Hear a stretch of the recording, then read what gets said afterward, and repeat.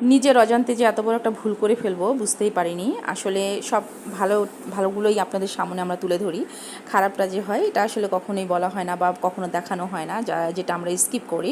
তো আসলে ভালোটা যেমন আপনাদের দেখার হচ্ছে অধিকার রয়েছে, খারাপটা দেখারও অধিকার রয়েছে আমার মনে হয়। তো আমি আজকে আপনাদের সঙ্গে শেয়ার করব। আমি আসলে একটা রান্না করতে গিয়েছিলাম, এই রান্নাটা আমি আরও একবার করেছি, দ্বিতীয়বার করতে গিয়ে আমি যে এত বড় একটা ভুল করে ফেলবো এটা আমি বুঝতেই পারিনি। তো আসসালামু আলাইকুম, চলে এলাম আমার একটা ভিডিও নিয়ে। আসলে অনেক দিন পরে আমি ভিডিও নিয়ে উপস্থিত হলাম, কোনো কারণে আমি হয়তো ভিডিওগুলো দিতে পারিনি, আপলোড করতে পারিনি। ইনশাল্লাহ আমি অ্যাক্টিভ থাকবো এরপর থেকে।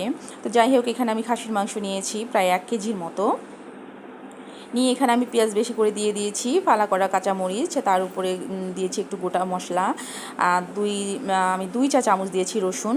আমি জানি যে খাসির মাংসে রসুন বেশি করে দিলে ভালো লাগে খেতে, খাসির মাংসের যে একটা গন্ধ থাকে এটা থাকে না। তারপরে দিয়ে দিচ্ছি আদা বাটা প্রায় 1.5 চা চামচ, তেল দিয়েছি পরিমাণ মতো। সব কিছু দিয়ে আমি এখানে হচ্ছে হাত দিয়ে মেখে নিচ্ছি। আমার মা বলে হাতে মাখা সবজি হোক মাংস হোক এটা নাকি টেস্টই আলাদা, আসলেই তাই, আমার কাছেও খুব ভালো লাগে।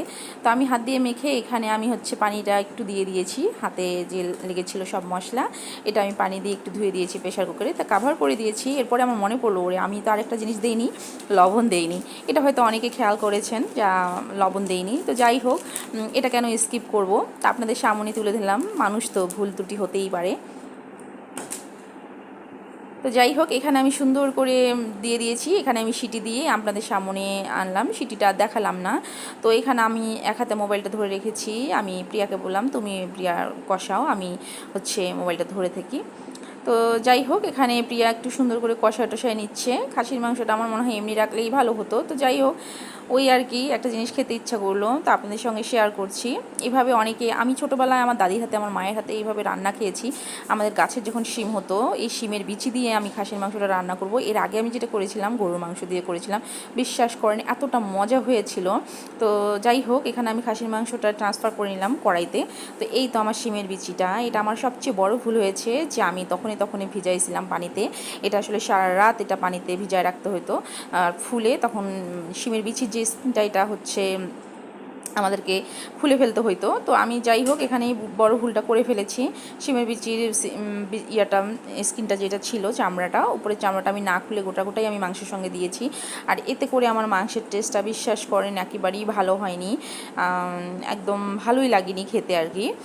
তো যাই হোক, আপনারা যারা এইভাবে রান্না করবেন অবশ্যই গরু মাংস দিয়ে করবেন, এবং শিমের বিচির যে উপরের সালটা ছিল এটা অবশ্যই খুলে ফেলবেন, বিশ্বাস করেন এত মজা এটা খেতে। আমি আসলে গরু মাংস দিয়ে রান্না করে একবার হচ্ছে খেয়েছি, আলহামদুলিল্লাহ এতটা মজা লেগেছে।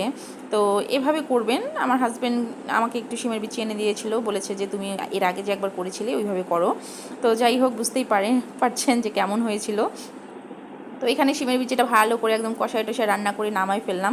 তো আমি দেখাচ্ছি আমার শিমের বিচিটা কেমন হয়েছে। এই যে একেবারে গোটা গোটা ছিল, এগুলো কিন্তু ভাঙা ভাঙা হবে, আধ ভাঙা হয়ে যাবে, খেতে কিন্তু দারুণ হবে, ঝোলটা কিন্তু গাঢ় হবে। এই যে আমি ভাত দিয়ে খাচ্ছি। তো এই পর্যন্ত, আল্লাহ হাফেজ।